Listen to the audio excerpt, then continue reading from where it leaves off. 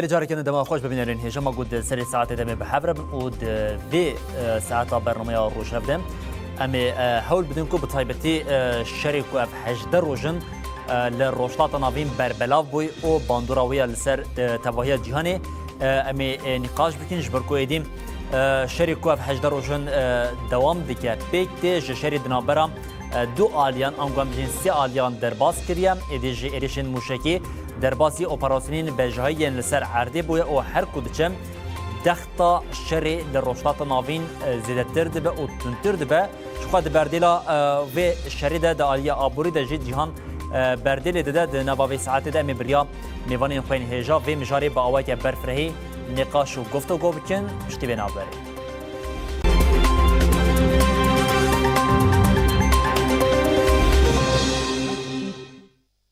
ببینن هجاد نباوی ساعت ده میوانین من هجا هنن لدسپی که همه مشغل حوالی خوی روزنامه‌وان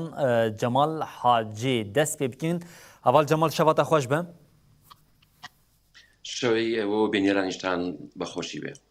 حوال جمال ام همه جویه که دست بکن حوال جمال هم روزنامه‌وانه کو تکیلداری روشی آگاهیان دزانه و همچنین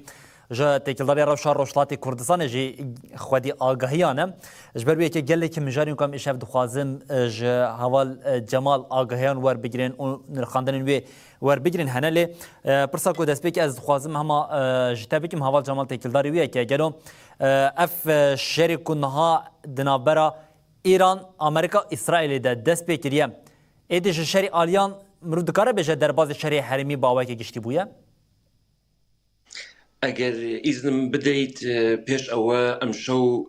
شوی چوارشنبه سوریه شوی چوارشنبه سوری داوین چهارشنبه بری نوروزیه گلی گرنگه بو گلانی ایرانی و گلی می روشلاتی کردستانی اگر ایزنم بدم پیروز بکم او بله فرمو هنده زانن که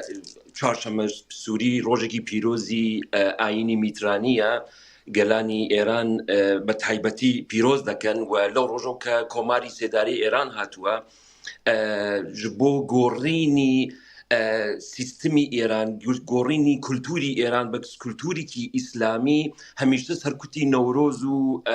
چهارشەممە سووری کردووە و هەموو دەزانن و نەورۆز بۆ گەلی کورد جێگەی خۆی و تایبەتی مەندی خۆی هەیە و هەموو هێزن ئیرانێ یعنی ڕۆژێ بەرێ ئامادەکاری ئەوە دەکردن کە هەموو گەلانی ئێران سەرکوت بکەن و سەرپاسدار ڕادان لە گرتەڤیتۆیەکە دەردەکەوێت کە هەڕەشە لە ملەتی ئێرانێ دەکا کە دۆ هاتنە ئامانجکردن و زێدەتر لە 300 یعنی ئەندامی سوپای پاسداران ئەندامی باڵای سوپای پاسدارانی هاتنە ئامانجگرتن و هەموو کوشتن کە ئەوە بەڕاستی یەک ئەوە و یەکجی مەسەلەی کوشتنی عەلی لاریجانی بۆ گەلانی ئێران بە تایبەتی گەلی کورد کە هەمیشە لەژێر زڵم و ستەمی سیستەمی سوپای پاسداران و بە تایبەتی عەلی خامنەی و عەلی لاریجانیە بوون ئەمڕۆ بەڕاستی چوارشەممە سووریکی زۆر پیرۆزە وەکی هون باسکردن ئەو شەڕە چەند ئالی هەنا یعنی مرۆڤ دەکارێ ئوسا دەست نیشان بکە شەڕی تەقەمەنی و سەربازیە بابێژین کە ئەوە ئالیەکی شەڕەکەیە شەڕێکی دیپلۆماتیکە لە بینی هەر سێلایەندا و شەڕێکی ئابووریش هەیە و شەڕێکی ئێلانیشی هەیە ئەگەر مرۆڤ بخوازی ئەمانە دەستەبەردی بکە شەڕی سەربازی ئەو جۆرەکەیەوە دەزانن هێزی دەریایی هێزی ئاسمانی ئەمانە هەموو یعنی لە ئیرانی واڵا کەتنە ئێستا تەنها هێزی زەوینی مایە کە ئەوژی یەک بە یەک خەریکە تێنە دەستنیشانکردن کە سەعاتێ بەرێ من هێنێ خوێندەوە مەقالەیەک لە کەناڵ 12 ئیسرائیل من خوێندەوە کە ئاماژە بەوە دەکات کە ئیدی یعنی جێشن ئیسرائیلی و جێشی ئەوەی کە با بڵین ئێران دەکەنە ئامانج پێویست بەوە ناکات کە هەموو جارێ یعنی پرس بە سەر و خۆیان بکەن لە کودەر کەنگێ یعنی بەرپرسانی باڵای ئیسلامی هاتە دیتن یەکتر لێ بخەن ئەوە بەشی سەربازیە کە زۆر مژار هەیە مرۆڤ دەکارێ باسی بکە مژار یعنی شەڕی ئابووریە کە ئەو شەڕی ئابووریە هەر ڕۆژ خەریک مەزنتر و مەزنتر دەبێ کە ئێران بۆ خۆشی زەرەرمەندی یەکەمە لە مژارەدا و هەر ئەو شەڕە ئابوووریە بۆتە هۆکاری ئەوەی کە هاوپەیمانانی ئێران وەکو چین و رووسیاش ئێستا وڵا دەردەکەوێت یعنی پشتیوانی ئێران ناکەن و ناشتوانن بیکەن و شەڕێکی دیپلۆماتیکیش هەیە کە مثلەن ترامپ دەخوازێت کە دیپلۆماتیک کار بکات و هەموو هێزن دنیاە یعنی لەلایەنی دیپلۆماتیکە بۆ خۆی ڕاکێشێ کە ئەوەش تا چەند سەرکەوتوو بووە. من تەسەوری خۆم ئەوەیە کە ژێربەژێر هەموو ئومەمی عەرەبی و زۆربەی وڵاتانی ئوروپی یعنی هاودەنگن لەگەڵ ئەمریکا، بەڵام لە ئێلاندا من پێم وایە دەری ناخەن چۆن ترسی ئەوە هەیە کە هاوکات لەگەڵ ئەمەشا شەڕێکی ئیدۆلۆژیکیش هەیە. ڕاستە لایەنی ئێران لایەنێکی ئیدۆلۆژی شیعەیە، لایەنی ئیسرائیلیشی هەردیسان لایەنێکی ئیدۆلۆژی جوولەکەیە. ئەمە ڕاستی ئەوە بێ وڵاتانی ئوروپا وڵاتانی عەرەبی لەو مژاری ئیدۆلۆژیکە دەترسن کە ببن بە ئامان. شەڕێکی ترشی شەڕی ئێعلانە کە بڵین شەڕی درۆ ئەوەڵ جەمال ببوورە ئەوەڵ جەمال ببوورە ئەس گوتنە تا خۆتێکی مەگوت کە مدنەوە بەرنامەیەدا باوەکە بەرفرهەی ئەف خاڵین کوتو دبێژین یەک جوان نقاش بکەن و باندورا وەیە بتایبەت لەسەر جوواکی ژەمی بەهەورە نقاش و گفتوگۆ بکەن لێ میوانێکی مەیدن ژێ هێژە هەیە کۆ هەواڵی نویسکار و ڕۆژنمەوان ئەوژیم سەفقان کوبانەیە هەواڵ سەفقان شەڤەتە خۆش بە شەڤەتە خۆش بە ئەوەڵ سەفقانەما ئەم vêyekişte werbigrin bi taybetê dema ku em li hejde rojên şerê ku rû dayîm ku îro roja hejdan jêrî bidawî dibe em temaşe bikin ev şerê ku hejde rojan de em ê çi bibînin çi bixwînin ango ça pênase bikin. Yani niha gelek mijarê navxwayî da yani vî şerê milê ji bo hem giştî Amerîka ji bo İsraîl cuda li İranê cuda ji bo Kendavê cuda ji bo Çîn cuda ji bo Rûsyayê cuda yani şerê niha karakterê wan hemî cîhan nav vî şer de cî dikirin. Yani şerekî ne Kendavê şerekî cîhanî ye. Milê aborî cîhanî ye, milê petrol û gaz neft hemî dinyayê belav dibe. Disa aynı demê li Kendavê de hemî heremê bandor dike, heremê Ereban, ê Sûdî, İmarat hemiya bandor dike. Disa aynı demê li petrol û gaza da milekî Çîn, milekî Rûsya tekiliyê xwe yani beremberê hev niha em dinêrin şer wakê dixwazin İran pişûda artık Çîn'e, Rûsya'ya hemî dixwazin çawa Ukrayna Rusya kişandin Ukrayna'da tevzandin orada hiçtin ne dixwazin bikişînin şerikî ûsa navxayî a İranê da yani bikeve hundir şixwe ketiye lê wek bejayî yan jî xetmandinekî dide jiyan kirin Amerîka ûsa dide xuya kirin İsraîl'a rast e lê dide rêveberiyê wan gelek Larijani û fermandarê Besîcê jî dibêjin îro hatine kuştin. Yani gerek darbe lê daye lê İran stratejiya wî de wek mozeyek xwe belav kiriye her derê da hêzê xwe hem hêzekî coğrafyakî pir mezin e hem jî wî milê da tecrübekî wî dewletî leşkerî wî milê de heye dixwazin Amerîka nav vir de bifetisînin yan jî Amerîka berfire wî şerê da êdî bikanibe bixetime. Ji bo jî Amerîka banga NATO dike, milekî banga hemî Kendava dike, banga derdorê dike, cîhanê dike yani Amerîka tiştê hêvî kir çend roja de gwazê xilas kim alê hemanê wan were kuştin wake Venezuela bibe lez û bez hemen serkeftinekî bigirin proje yani tiştê dabûn pêşiya wî serneket ji bo jî dirêj dibe her dirêjbûn çiqasî da Amerîka milê aborî da milyaran wandakirî wandayî wî heye nerazîbûnê pir mezin nav xwayî ê Amerîka de heye dijî Trump bertekê gelek mezin henin ji bo jî Trump niha nav Amerîka'da tengasiyê daye koalîsyonê NATO'yê da gelek hêza da wakê hêzê hêvî dikir kes alîkarî nake hat lîstoka İsraîlê yani projekî İsraîlê bûn dibêjin Epstein ji bo jî Trump ji bo vî pêvajoyê wî rojevê ortaya rake xwe xilas ke mecbûr ma ket nav ji bo jî niha Trump anîne karanîne yani Amerîka ji bo jî prestîjê xwe tiştê tê xwastin nikane gor xwe hemî tiştê xwe pêk bîne lê aynî demê de tabî İsraîl jî هیویت تشتی که پارازستن خوا تخواستن لزوبز یعنی دخوازن آرمان جوان چیه لرجلات ناوین ده هگمونی خود چیکن ایران واکه سر احتاپوتی بود سر احتاپوتی حتی نیجیر کرن نکانه بود گوتن تشتا بکن لی مدید که اسرائیل جی نگشت آرمان جی خواه یعنی ایران هین ماشوان داویجه هین گل قصفا داویجه لی اسرائیل دربه لیده ده جبوی جی ایران یعنی پلان دربه که مزین ایران خوار ملی آبوری ده خوار ملی لشکری ده خوار گلک تشتا خوار لی واکه کندا و هرمزی گرتناوی واکه قوزی که پترول کارانی ناویجه همی کنداف همی جهان داجی برتکی مزن دیجی امریکا هیا یعنی شرکی که آبوریه شرکی نابریج بود نافخایی شرکی گلک اتفاقو گلک تکیلیو نافخایی ده هنم باندور آخو همو جهانی دکه ترکیه دکه عراقی دکه همی ولاتا دکه یعنی ایران اقصا برتکه نشانده همی کندا بگره برنبری خواه هر جادا اقصا فیزا باویجه واسفاوی اقصا خورتن تشتا دو نه نممکنه تیک چیه لوازمایه لين هيجي بردام دكانه وي تشتي بك يعني دكان بيجن راش كيوسا تابلو كي بله نه حوال جمال وک دنوا گوتنی حوال صفقان ده جدر باز بو پشتی ریشال سر تهران و پیدا یا 28 شباط هما ایرانیش هم اولاتین کو برگهین امریکا لین ین ولاتین کندا و دا برخوا هم وی استراتژی چاد بینم به تایبتی استراتژی ایرانی کو دویم لیده دم مشاندن دست ایرانی خورد کر انجی لواس کر لآلين سربازي ولآلين دبلوماسي دا يعني براسي دست إيران خورد نكردوا يعني تبنر لهمو ولاتاني عربيجي يعني كولاتاني كإيرانجي أندامي دستي ولاتاني إسلامية يعني يك ولاتني حتى أنها يعني راستوخو بشتيواني لإيران يبكى جێربەژێر هەندێک تشت مەسەن دەردەکەوێت لە وڵاتی پاکستان مەسەلەن دەبێژێ ئەم پشتیوانیە دەکەین یان ئەوانە گفتار دەکەین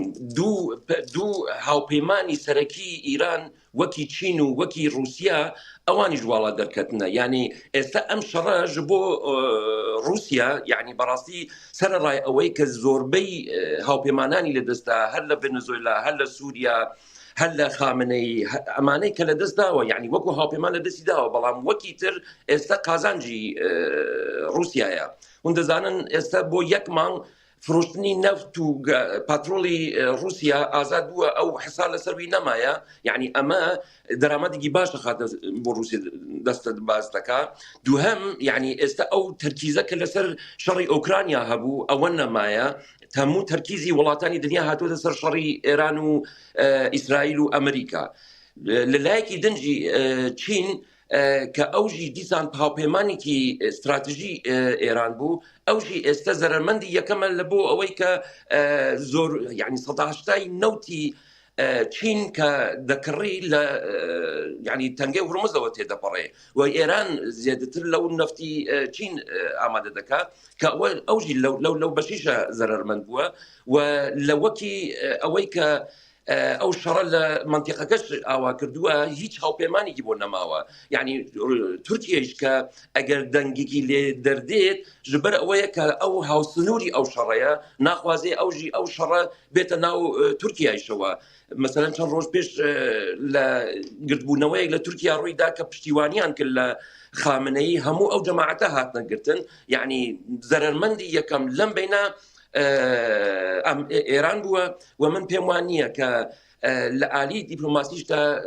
ترامپ زەرمەند بێ یعنی لە ڕووە تشتێکە لە ژێرەوە تشتێکی دنە و ئێستا زیاترین یعنی وەکو تێچووی شەڕ ڕاستە ڕۆژانە ئێستا شەش ڕۆژی یەکەمی شەڕ ئەمریکا 13 میلیارد دلار یعنی تێچووی شەڕەکەی بووە بەڵام لە هەمان کاتە هەر ئێستا یعنی پشتی کارخانەی چەکفرۆشتن و چەکسازی بڵند بووە یعنی هەر ئێستا ئەختی فرۆشتنی زۆر چەکان لەگەڵ وڵاتان ئامادە کردووە کە من پێم وان نییە زەرمەند بێ ئەمریکا زەرمەندی یەکەم ئێرانە هوا صفقان اگر کان بجن بیا وای تماشاچین کو مساوال جمال جید بیجه گلک ولاتن کنداوی بون دجبری ایرانی لگوری و استراتژیا ایرانی دوی چارچوبه ده هون چاواد بینن اگر کان بجن ایرانی اف ایریشن لدش ولاتن کنداوی تنج بو اسرائیل بکار آنی بون او سیستم پاراسانی اسرائیل حتی آستا که باش بون گل او ایریش وی همو به باندور بان ام کان بجن وی نکاری بون داخوازن ایرانی پیکانی بون هونج بو وی که چی بیجن يعني ملي الاشكري وملي الدبلوماسي قالك ناف خايده مرد كانت بنرخينا يعني ملي كان داوي عرب دخوازن شخو امريكا واسرائيل دخوازا عرب وايراني السني والشيعة بدا شركر شخو ارمانج اول لي ايرانجي انها هيزي خواي هيزي ناف بخوازا السعودي بخوازا البحرين لحمي ولات هذا قال كي كوميكي مزن اشياء ایوانا جی بخوازن نخوازن اگر ایریش کی نابری واندا چیبم ناکوکی ناو و ولات چیبن ولات کندا و ناو آرامی و ناو زنگینتی و دولمندی دا شر و پوچون دور دخواستن بسکنن لی امریکا را پردان گوتن امریکا پاریزه لی وارا نشان دا کی چه خواست گوتن امریکا نکنه و پاریز امریکا نکنه خواب پاریزه لی تشتی راست بو او درکت بو اقاسا پرداینا اقاسا معشوقو تشتا گرتنی دا نکانه بون گرک بارگه امریکا اشغال لی ندا بونا گلک فیزا و قاصفان ایدنا راداریوان یعنی پرمزن سیستم پرگالا ای امریکا ای کنداوی چیکر بو اسرائیل به پاریزه همی کنداوی لروجلات ناوی باندورا خواب که پرگال وانی سیستم لشکری تنکر جبویی ملکی تاکتیکی hatta demek ki yani darbe kiledan kes hevine dikir akasa darbe libden dugotin ne kana akasa kapsamı bersivdayna ve çenabe le daviye da sivil u mele petrol gaz gelek caran evalatan kendavan hemiyet dijberi xwa girtin pir biçe vi demir biz vere dijberi vi yani mecbur bemine Suudi و İmarat hemi dijberi İran'e kereki İsrail'e de vakı peymana İbrahim'i bikeve miriyeti evcid khazın vabikin jibo yiji daxt edin le hatta na Suudi İmarat natne vi meni da yani jibo yiji meleki da meli diplomasi u nav İslami cemaati da havale hadiş got yani yum meli da negatif meleki her gav şiari dikin dibe derdori ciran khara qasa irişa ne dekirin ki kendavu ciran dijberi tenebe le bu khazana khazan le khistibuna le naqstibuna hemi barage wanj lurin barage Amerika lurin lur istihbarat giren lur tayarwan radbe mecbure kaderi de iriş çedbe bersibe bile yani bu meleki da taktiki u demki esası da ledan taktiki serkefti bu le demdreş strateji da diplomasiye da kazanç kırnavi levaz be dijberi cephe mezin. بله هوال جمال نها بروجان هم بجین هم اسرائیل و هم جی دولتین یکوین آمریکا ایریشی ناوندا باجرین ایرانی دیگه به سرانسری روشتات کردستان جی ایریشان پیکینه بوان ایریشین خو حتی هم بجین کاریه ده چه آسته ده باندوری لسر سیستم ایرانی یا ده آلیه اولکاری و ده آلیه ریببریه ده بکه اما اگر راست بيجين ايران يعني اگر كوماري اسلامي ايران ام حسابكي نزيك 50 صاله ك يعني تجربه بسيستم بوني هي يعني سيستمي ايراني 50 صاله خلي قدام شيء يعني اگر ام تشاوري كان بيجين للشرق بحفتيك وبدرج او هم سيستم ولا دركوي او يعني نرينكي شاشه راسي بخوازي اما وكي زررمان تو دبيني مثلا للروجي يكم سروكي بالاي ولات همو خانوات فاميليوي همو بونة آمانج كسي يعني رهبري سامي ولات حتى انها نديارة يعني چار پین روزه استبو برهبری ایران حتی انها ناوی درکوی زور کس دبیجن کو برینداره برینی قرصه نکاری درکوی بس اوج ندیاره يعني کس نزانه چی بویا يعني راست ترسی کی مزن لسروان هيا جبر اوهنا و کسی دوای اوان يعني تو دبینی زیدتر لسیکس کراونت آمانج که امانه همو يعني كساني بيشوي سيستمي ناو إيران بونا بلان مثلا هر أو علي لاريجانية كإيروب وتا آمانج ئەو ماڵباتە پێنج برانە یعنی لەو پێنج برا یەکیوان بۆتە ئامانج ئەو چوار برایەتنجی یعنی لە جمگەگەلێکی گەلێک سەرەکی و گەلێک گرنگی ئیراندان يعني صادق لاریجانی صادق لاریجانی باقر لاریجانی ئەمانە هەموو لە جمگەی زۆر محکەم دان مثلا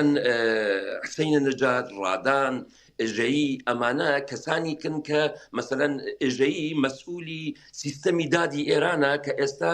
حتا يعني ئەمڕۆ ئێوارە خەڵک لە ئیرانی هاتوۆتە گرتن يعني سەر ڕای ئەو شەڕەکە دەمەشێ يعني ئەو ناڕزایەتیانە ئەو کەسانەی کە بەرهەڵستکاری ئیرانێ دەکەن دیسان ئیرۆ يعني سیستەمی داد سیستەمی پۆلیسی سیستەمی گرتن سیستەمی سەرکوت هێشتا يعني بەردەوام دەکا کە بەگومانی من جارێ دەخایێنێ کە بکارێ ئەو سیستەمانە وڵا دەخا کە بتوانن گۆڕانکاری مەزن چێ ببێت. هەواڵ سەفقم بە تایبەتیان وێ جارێ هەنێکە قاڵە ئالیێ لوبنانê bikin ji ber ku niha ev hema bija roja duemîn e artêşa İsraîlê li başûrê Lubnanê vê carî dest bi operasyoneke bejahî kiriye. Hinek alî dibêjin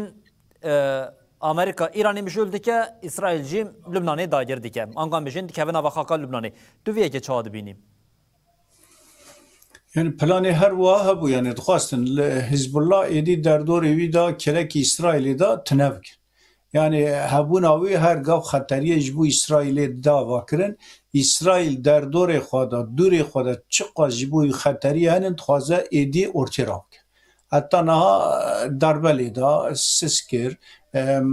êdî pasivîze kir, hêzê wan lewaz kir, lê tune nekir. Niha êrişê wî dest bi tunekirinê kiriye. Yani ji bo jî planê wî berfire henin dixwazin bejayî da armancî wî milê erd hebû heta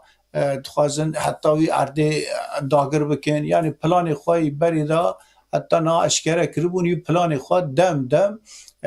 dixwazin pêş da bibin. Dema wî wextê wî dinêrin. Ji bo jî êrişa Hizbullah bahane kirin. Gorî wî jî gotin em êdî planekî wa dest pê dikin. Lê mesela niha planê da çi derket tenê hêzê xwe leşkerî çi xas Hizbullah darbe bixwe lê wekî hêzê xwe Hizbullah wekî tarzê gerîla hêzê xwe bê teknîk neşxolîne gor wî tenê armancê xwe grûpê xwe piçûk rêke ji bo jî çend caran İsraîl bejayî da xwaz ciya helîkoptera dagire lê darbe xwar ji bo jî bejayî da çiyayî jî cî milê beqa yani ji bo jî wa dere da derketina wî a qesar reha carkî wa dera bikanibe dagir bike zêdetir dixwaze hêzên Lubnan yani hikûmeta Lubnanî û Hizbullah bîne beremberê hev beremberê wan da nakokî derxe eğer ew nakokî çê nebû zêde bilind nebû vî cara niha en zêde hikûmeta Elşara wana bike navî karê dixwaze navberê wan û navberê Hizbullah şerikî navxwayî derxe wekî ê bejayî hêzkî takviye milê Sûriye de cephekî veke yani dixwazin arman çi ye şerê Sunî û Şiayan cikî da biteqînin cikî da êdî ji xwe heştê şabî got eğer Sûriye bikeve navî karê êrişê Lubnanê bike êrişê Hizbullah bike İran jî heştê şabî jî gotin em ê êrişê Sûriye bikin yani şer dikane wek agir ke wek biteqe cikî da agir cikî da çêbe her derê da wekî şerekî heremî daha berfire bibe lê heta niha milê teknîk milê hawayî êrişî pir mezin lê dixin İsraîl lê dixe hêzê xwe hîn jî komî serev dike leşkerê xwe komî serev dike lê her di cephe de çi xas rêva bibe piştî zorî zehmetiya wî yani ji bo İsraîlê jî derve takviye lazim e hêzan digere quwetan digere lê çi xas jî bibe bikanibe pêş de biçe Lubnanê bigire kontrolê xwe gelek ciyê Hizbullah henin planê wanî berfire pêşê wan de henin dixwaze wî pêk bîne. Heval Cemal bi taybetî di aliyê guhertina sîstema Îranê de meha ji roja destpêkê heta niha hema nêzîkî sed rêveberên sereke hem dê aliyê leşkerî de hem jî di aliyê siyasî û îdeolojî de yên Îranê bûne armanca êrişên İsraîl û Amerîka û hatine kuştin pêşengî wanên herî sereke gelo bi vê kuştin û hedevgirtina van lîderên Kumara İslamiya rejima Îranê سیستما ایرانی دقت گوهرتن چه دبه حتی نه باندوره که به چه آویلی بویه؟ حتى انها يعني سيستمي سركوتكاري وسيستمي بريوبرني ولات يعني نقوكي بري الشري يعني بچكي بسكري دركتيا اما مثلا لسيستمي بانك تا كماسي قلق دركتيا يعني بارنا دنا ملت يعني ملت نكارن بارنا بانك دربخن اما كما هر ديسانجي يعني هر بكارتي مرو ملت دكارن تشبكرن بلا وكي بازاري وكو دايرات وكو سيستمي تندرستي وسلامات امانه همو يعني تقريبا 11 صدي حفته همو هاتنا تراقرتن اما ديسانجي يعني دمشي ام ايواره ساعات بري يعني دنجك بلاو بو كساني كي ناو ايران ناوي وان نهات وتا موشاندن جبروا نكارم يعني سد مرو بيجي او خبر الراس يا نراستا كسانێکی کە لەناو حکوومەت بوون بەرێ و ئێستا وەلان راون هەندە زانن و یعنی هەموو سەر و کۆمارانی ئێران لە سەرەتای دەستپێکەوە هەتا ئێستا کێ بوو بە سەر و کۆماری ئیران پشتی خلاصکردنی سەرۆکایەتی خۆی بە جۆرە لە جۆرەکان یعنی دوور خراوەتەوە مەمنوع التەسویر کراوە مەمنوع الکار کراوە مەمنوع چالاکی سیاسی کراوە ئەمانە هەموو بوون بە دەنگی ناڕەزایەتی لەناو ئیرانێدا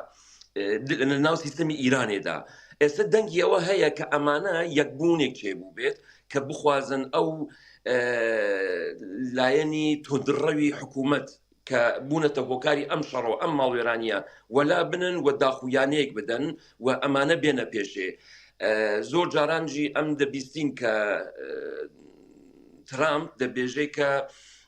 کەسانێک هەن کە مرۆ بکارێ لەگەڵ یانە بەئاخفێت ئایا ئەو ئاخافتن لە ناو ئیرانێدا یا لە دەرڤایە ئەوە نەدیارە ئەمە یعنی مرۆڤ دکاری بێژێ سەدی پێنجی شەستی ئەو سیستەمی کە ئێران بەڕێوە دەبن لە هەموو لایەنەکانەوە ئێستا یعنی کەماسی لە کاریوان دەرکەتیە. بله هەواڵ سەفقان نها ڕۆژین دەربازبوویژی بیلانچوەوەیەکی دەردەکەت کوم لە هەمبەری ئەف ئێریشên ئیرانê ڕۆژانان بێژین İsrail بقاسی ملیارک و 500 میلیون دلار خرج دکه تنیج بو پاراسنا هرمی خواه بکه اگر کوم دوی چارچوبه ده تماشا بکن هم دالی آبور و هم جی دالی استراتژیا لشکری ده باوی که گشتیم کی دوی شرید حتی ها قزنجکریه آنگوان بشین قزنجا که لگور یدن هنه کدن باشتره يعني بغازنا خوازه امريكا واسرائيل دازده تر ناف ارتشا هم ایرانی هم ریوبری وان ایریش که مزن دربک لمغان دان يعني او دربه ملي استراتيجيك فكري ايديولوجيك اميجي واني اساسي بو سركه ايوان ريوا دبر و در وايج ملي ابوري ملي سيستما پرگالا وان هميان دخوازه بلا بكل ايران گور ويجي سيستما پرگالا واني اي سيها ايها اي قاصفان في زياده باشكاراني او باشکارانی ناوی دست فیدا هزاران ده هزاران وانا را سیستما پرگالا ای امریکا ای اسرائیل ای پاراستن ای هوایی چقاس هبون ای میلیارن و گوت وانا شخوا وای بربسی هفتارات چه و گلک جاران روزانه هر جاره دا 5-6 هبان بلکه زیده تراوی آوتن آوی دا همو سیستما پاراستن پرگل چقاس ستوغی وانی اسرائیل و امریکا هبون بربت تند به يعني جبو او قاصف كي دافيجن 5000 20000 جبو سياكي ويانجي فيزاكي واني دهاكيم ارزان وانا مليون انگرك باويجن وي تنبكن جبو يجي ملي ابوري دا بخازنه خوازه ضرر كي مزن سر امريكا سر اسرائيل وملي لشكري استوقيواني لشكري دا تشيبون لي ضربه كي بخازنه خوازه ملي ضربه جي خارن امريكا گلک راداری وان گلک ایوانی روجلات تناوین ریوا دبر سیستم پرگالی وانی هاتن چیکرن وانا دربه خارن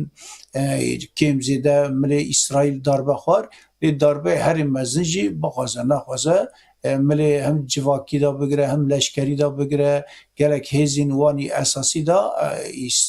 ایران گلک مزن دربه کی خار لی بخوازه نخوازه دربه وی چخص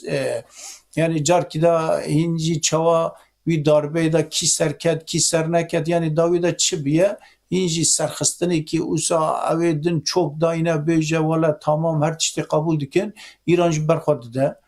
امریکا چقدر لیده ده گوری برسفداینی که ده یعنی جبویجی و چند هفته دن دریج ببه گوری انجام وی حتی یکی برانبر ایوان گرک چوک داینه لی حتی نه چاوده چه یعنی چقدر ایریش اسرائیل و امریکا هفجی ایرانجی برخوردانی خود تنیج بو پاراستن تنیج بو بیجه از همه نکانی بی آقاس ایریش آرام تک ببی تنی گوتنه و نکانه وی امریکا و اسرائیل تک ببه لی امریکا و اسرائیل جد خوازن وی تک ببین ایرانی بله هوا صفخانه ما از بریا کو در بازیگر هوا جمال ببم از وی پرسش جتا بکم لگوری پیش دیتنین تا او اف آگهین کو د چاپ منی راتینه بلاف کرن او لسرویه که نرخاندن او خباتن واجیم لگوری تا دستیکن ها خورتره یعنی نه دستی کی خورتره دستی بخوازه نخوازه یعنی اجبو هلبجارتن جبو هم اسرائیل هم امریکا هلبجارتنه یا ناخوایده گلک تنگاسی جیان دکه پلان امریکا یعنی تشتی جبو هر تشبو امریکا تو بو امریکا گوروان نه هندردا گلک تنگاسی ده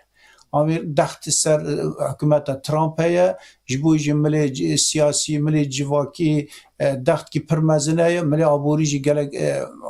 یعنی زوری زحمتی دکشینه ایدی او گلک هزی خوی ری کرنه و هزاجی زیاده برسفداینی که یعنی هزی پرستیج امریکا جانی دا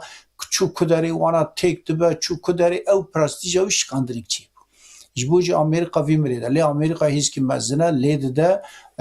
بخوازه نخوازه اسرائیل جی او هزی امریکا گرد پیش خواه گوت از همی یعنی در دور خواه هزی ناتوی نکانن هزی یکتی اروپا نکانن هزی انگلیس بیلالی کاری ندکنن اتفاق در دور وان چون تنی اسرائیل و امریکا مان جبوج اتفاق داجی او هز خورد نبو ایران جی تنی ماشخوا ایران گوروی جی تنی برسفداینی که تنی خوازه خواد بی از همه از دکانم برسفه و بدم تنی اول نه بکانم از وان تنه بکم برسف کی بدم جه داربه کی مزین ایرانجی خور بله هوال جمال د آلیا آبوری د اگر کوم بجین هم اف 18 روزن کو درباز بوین لسر جهانی دبجه باندوره که نینیا آبوری دایا آوا کرن نتنی لوان ولاتین کو دناوا شرده لسر جهانی باندوره دایا کرن گلو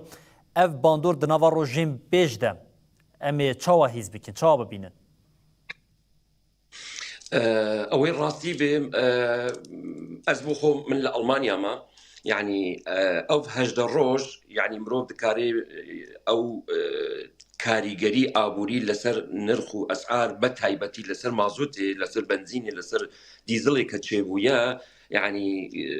مروف يعني هستي بيدكا يعني بري الشر مثلا لتر غازويل با يكو ايرو 40 سنت بويا اسبوا ب 2 يورو 20 سنت يعني زانه چند پروسنت چند درصد دکا او کارگری زوری داناوا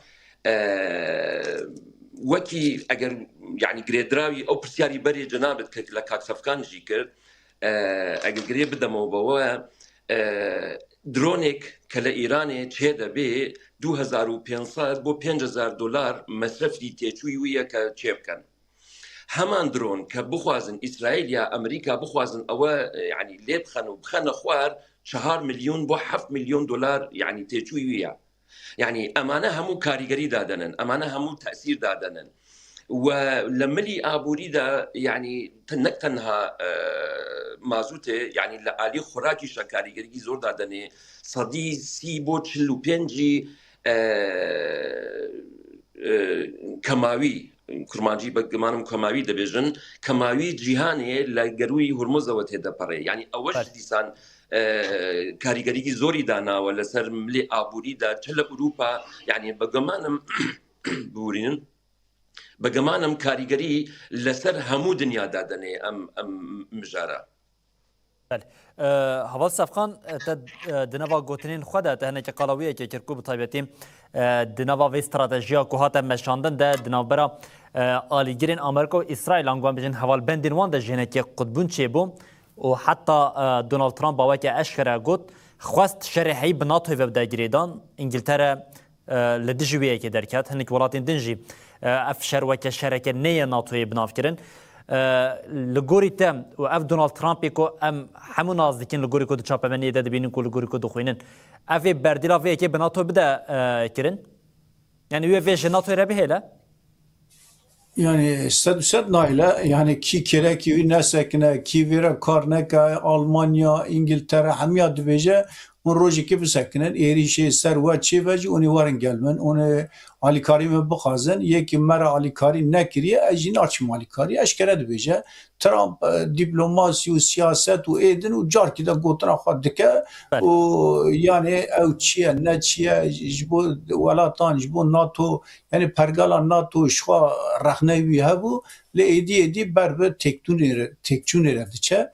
le dixwaze naxwaze jî le Tirkiye hêzên şixwetanê rojhilatên avîn Tirkiye NATO'da heye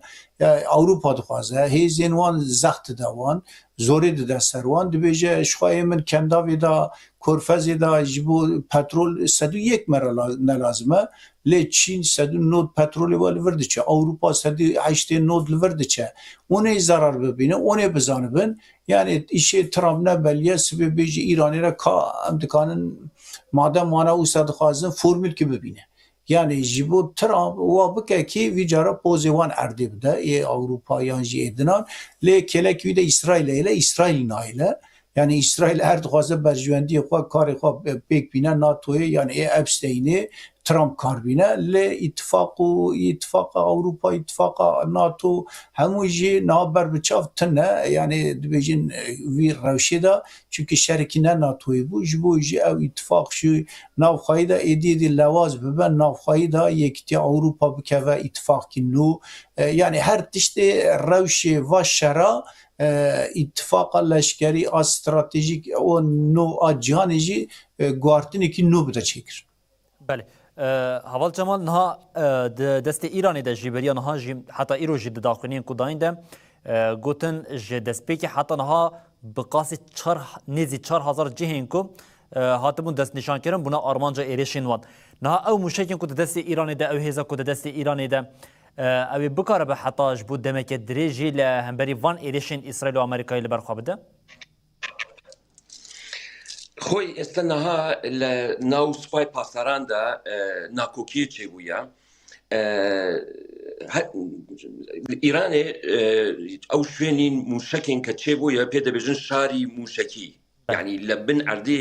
شارێ چێکردنە موشک لەسەروی چێکردنە درۆن لەسەروی چێکردنە بۆمبا چێکردنە بەس ئێستا یعنی دەنگێک هاتووت چێبووە لە ناو خودی سیستەمی سوپای پاسدارانە کە دەبێژن ئۆکەی یعنی ئەوان هون چێکردنە بەس دەرکردنی لە بن ئەردێ هێنانە دەرڤە و لێخستنج و تەقاندنی ویژی ئەوژی دیسان کار دەخوازێ کە ئێستا کێشە ئەوەیە یعنی تەنها کێشە ئەوە نییە کە ئیران بۆمب و درۆنی وی هەیە یانینە ئەو لانچر کە یعنی لەسەر لانچرێ دەتەقینن ئێستا زۆربەی ئەو لانچرانە هەموو کرانەتە ئامانج یعنی لە ڕۆژی یەکەم شەڕ کە دەست پێ کردووە هەتا ئیرۆکە ڕۆژی هەژدەهەمە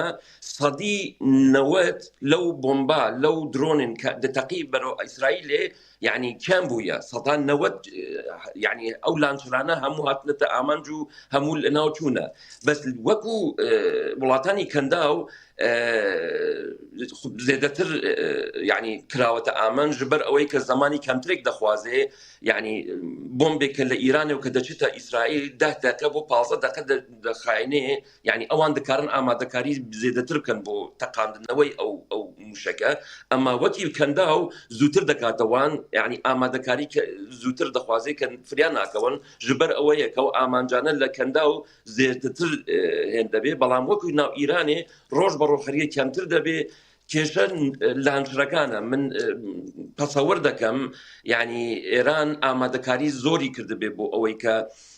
بۆمبی بالستیکی باشی هەبێ بۆمبی فەتاح بن بۆمبی خۆڕەمشەر ئەوانەی چێکرد بێت و درۆنی زێدەش چێکرد بێ بەڵام مشکیلەکە ئێستا ji بۆ ئیرانی ئەوەیە کە لانچر کەم بووە نکارێ ئەوانە بتەقینێت ژبەر ئەوە یعنی ڕاستی جاری زوویە مرۆڤ بکارێ بێژێ دەرەنجامی ئەم شەڕە چاوا دەبێ یعنی ئەگەر سیستەمی ئیرانی لە ناو بچێت و ئەو سیستەمی کۆماری ئیسلامی لە بێم بچێت و ڕۆژێ بە ئازادی ئەو شارانەی کە موشکی تێدا چێکردنەوە ئەو معملن کە درۆن تێدا چێکردنە بە تاکید ئەم ڕۆژ دەبینین کە زێدە بۆمب و وانە بەواڵایی مانەتەوە نەتەقیون ئەوە کێشەیەک سەرەکیەکەی لە ئیرانی ئێستا. بله هەواڵ سەفقان ئێدیان بەر بە داویە بەتین